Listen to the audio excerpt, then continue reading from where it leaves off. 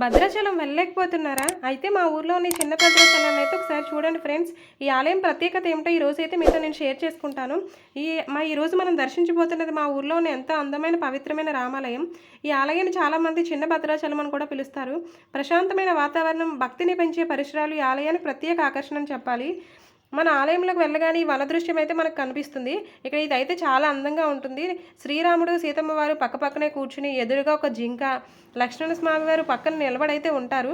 So ఇది చూడగానే చాలా ప్రశాంతంగా అయితే అనిపిస్తుంది మనకి. ఈ దృశ్యం అయితే నాకు చాలా చాలా ఇష్టం. సో మీరు కూడా చూడండి ఫ్రెండ్స్, చాలా అందంగా అయితే ఉంటుంది. చూడడానికైతే రెండు కళ్ళు సరిపోవు.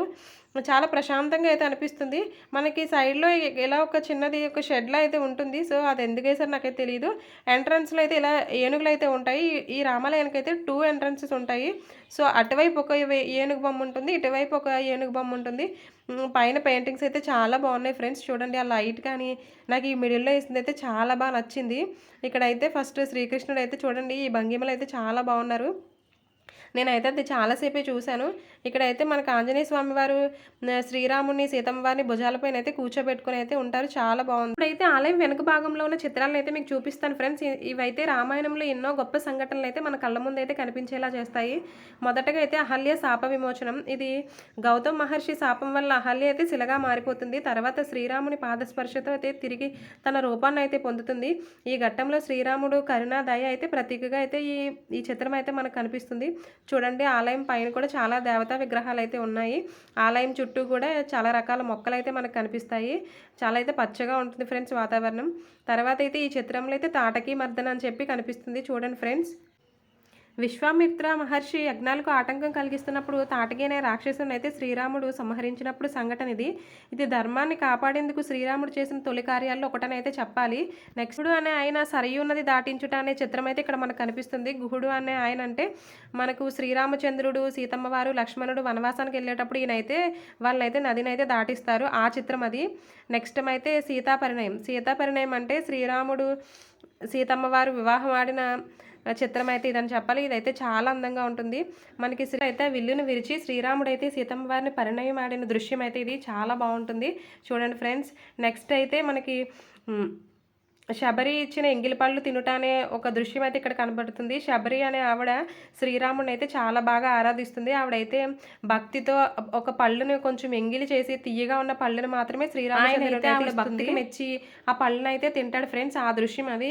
ఇక్కడైతే మనకి పాదాలను అయితే వేశారు. సో కొబ్బరికాయ కొట్టే స్థలం అన్నమాట ఇది. కొబ్బరికాయ కొట్టి ఆ నీళ్ళని అయితే పాదాల మీద వేసుకుంటారని చెప్పి అక్కడ కూడా మంచిగా అయితే చేశారు. సో చుట్టూ అయితే చాలా రకాల మొక్కలే ఉన్నాయి ఫ్రెండ్స్. వాతావరణం అయితే చాలా ప్రశాంతంగా అయితే ఉంటుంది. ఆ పక్కనే హై స్కూల్ కూడా ఉంటుంది. చాలా బాగుంది ఫ్రెండ్స్. ఒకవేళ ఎవరైనా విజిట్ చేయాలనుకుంటే డెఫినెట్గా అయితే విజిట్ చేయండి. ఈ రామాలయం అయితే చాలా బాగుంటుంది. స్పేస్ కూడా బాగానే ఎక్కువగానే ఉంటుంది. సో రెండో ఎంట్రన్స్ అనమాట ఇది. వెళ్ళడానికి ఒకటి, రావడానికి ఒకటి, 2 ఎంట్రన్సెస్ అనమాట.